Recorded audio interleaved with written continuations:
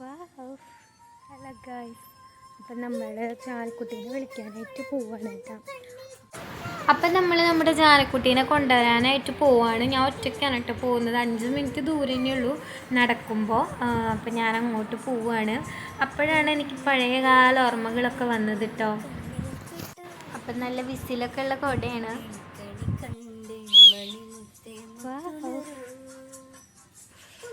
എന്തല്ലേ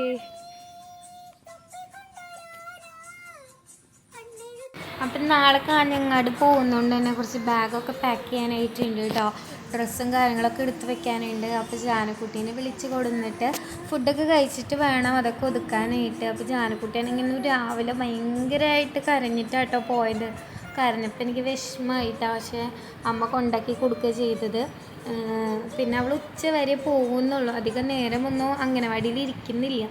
കുറച്ച് ടൈമല്ലേ, അപ്പോൾ പോയിക്കോട്ടേന്നും പിന്നെ വിചാരിച്ചു. അപ്പോൾ അങ്ങനെ നമ്മുടെ ജാനക്കുട്ടീനെ വിളിക്കാനായിട്ട് പോവാണ് കേട്ടോ. അങ്ങനെ ജാനുവിൻ്റെ അംഗനവാടിയിൽ നിന്ന് വിളിച്ചിട്ട് വന്നു. ഇങ്ങോട്ട് വാ, നോക്ക് മുഖം നോക്കിയാ.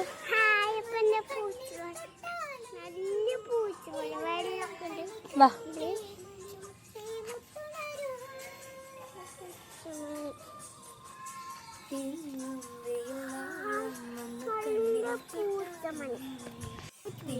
അപ്പം നമ്മൾ ജാൻ ബേബീനെ വിളിച്ചിട്ട് വന്നു.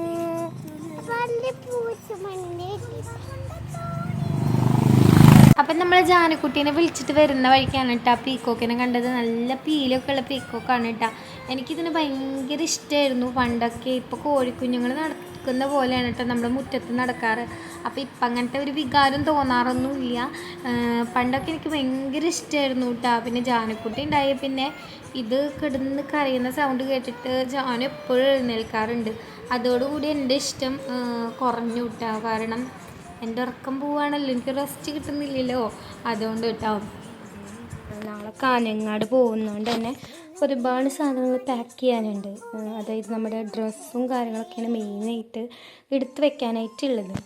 നമ്മളതൊക്കെ എടുത്ത് വെക്കേണ്ട തിരക്കിലാണ്. കണ്ടില്ലേ, നമ്മൾ അധികം കൊണ്ടുവരില്ല, എന്നാലും ഇപ്പോൾ മഴക്കാലമൊക്കെ ആയതുകൊണ്ട് തന്നെ ജാനക്കുട്ടിയൊക്കെ ഒരുപാട് ഡ്രസ്സ് വേണ്ടി വരും. അപ്പോൾ നമ്മുടെ ബെഡ് എന്തെങ്ങനെ കിടക്കണമെന്ന് വെച്ചെങ്കിൽ ഒക്കെ വാഷ് ചെയ്യാനായിട്ട് ഇട്ടേക്കാണ് കേട്ടോ. അതാണ് ഇങ്ങനെ കിടക്കുന്നത്. ഇതൊക്കെയായിട്ട് ഞാനിപ്പോൾ അടുത്ത് വാങ്ങിയതാണ്. നമ്മൾ ട്രാവൽ ചെയ്യുമ്പോൾ ഇതൊക്കെ ബെറ്ററാണ്, മക്കൾക്ക് ഫേസൊക്കെ ഒന്ന് തുടയ്ക്കാനൊക്കെ ആയിട്ട് നല്ലതാണ്. അപ്പം അങ്ങനെ വാങ്ങിയ ഒരു ടർക്കിയാണ് കേട്ടോ. നല്ല എന്താ പറയുക, ഭയങ്കര സോഫ്റ്റാണ് കേട്ടോ. അപ്പം നമ്മൾ പിന്നെ ഡ്രസ്സും കാര്യങ്ങളൊക്കെ സെറ്റാക്കി വെച്ചിട്ടുണ്ട്. ഇത് ബാഗിലോട്ട് വെക്കണം. ജാനക്കുട്ടി അപ്പോൾ എന്താ പറയുക, അംഗനവാടിയിലൊക്കെ പോയിട്ട് വന്നിരിക്കുകയാണ്. അപ്പോൾ അവൾ കളിയിലാണ്. കുരുത്തക്കടിൻ്റെ ഭയങ്കര കുരുത്തക്കടാണ്. അപ്പം അതിൻ്റെ മേലെ നിന്ന് ഇങ്ങോട്ട് ചാടുക. ജാനുവിനോ ചെയ്യാൻ പാടില്ല, വീഴൂട്ടാ, ആ സാധനം മേൽ കുത്തും. കണ്ടില്ലേ. അപ്പം നമ്മൾ പോകുന്ന എന്താ വെച്ചാൽ എൻഗേജ്മെൻറ്റിനായിട്ട് പോകാൻ കേട്ടോ. എൻഗേജ്മെൻ്റ് അല്ല, ചെക്കൻ്റെ വീട്ടിൽ നിന്ന് പെണ്ണിൻ്റെ വീട്ടിലോട്ട് വരണം. അപ്പം ജാനുവിന് അന്ന് ഇടാനുള്ളതാണ്.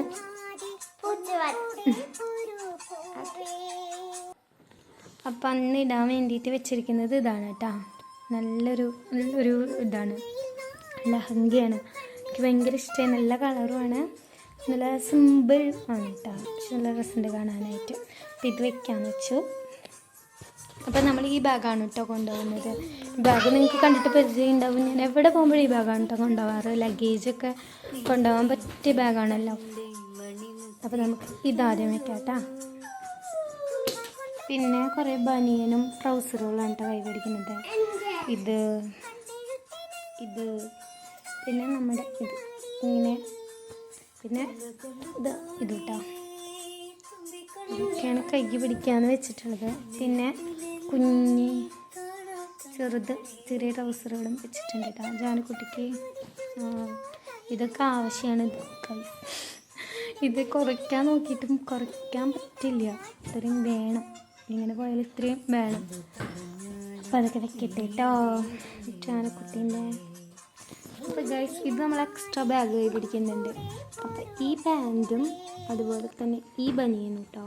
ഈ ബനിയനും നമുക്ക് മറ്റേതിൻ്റെ ഒപ്പം നിൽക്കുകയായിരിക്കും ബെറ്റർ. കാരണം ഇതൊക്കെയാണെങ്കിൽ ട്രാവൽ ചെയ്യുമ്പോൾ വോമിറ്റിങ് കൂടുതലാണ്.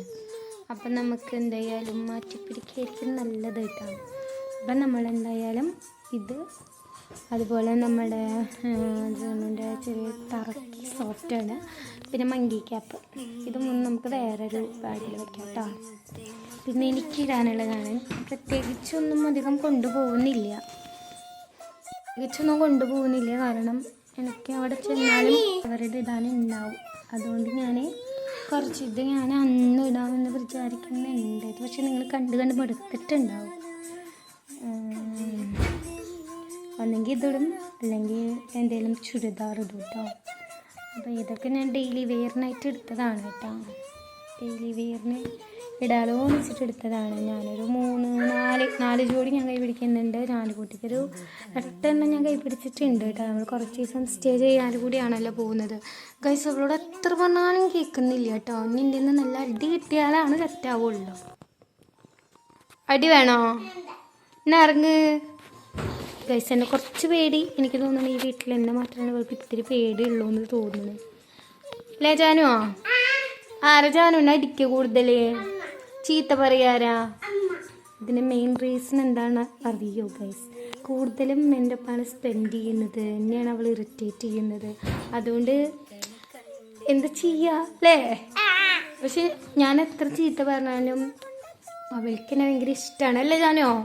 അതൊക്കെ എന്നെ സെറ്റാക്കി വെച്ചിട്ടുണ്ട്. അതിന് നമുക്ക് നമ്മുടെ മിനി ബാഗ് കൂടി ഒന്ന് സെറ്റാക്കാനുണ്ട് കേട്ടോ. 3 ബാഗും സെറ്റായിട്ടാണ് ഇരിക്കുന്നത്. അപ്പോൾ ഇതിൽ എൻ്റെ ഒരു ഡ്രസ്സുണ്ട്, അച്ഛൻ്റെ അമ്മയുടെ ഉണ്ട്. ഇതിൽ ഞങ്ങൾക്ക് പോകുമ്പോൾ കഴിക്കാനായിട്ടുള്ള സ്നാക്സ് ഉണ്ട്, അതുപോലെ ജാനുവിൻ്റെ ഒരു ഡ്രസ്സുണ്ട്. അങ്ങനത്തെ കുറച്ച് സംഭവങ്ങളൊക്കെയാണ് ഇതിലുള്ളത് കേട്ടോ. അപ്പോൾ നമ്മൾ യാത്ര തിരിക്കുകയായി. അപ്പോൾ ഇന്നത്തെ വീഡിയോ ഇത്രയേ ഉള്ളൂ. Thank you.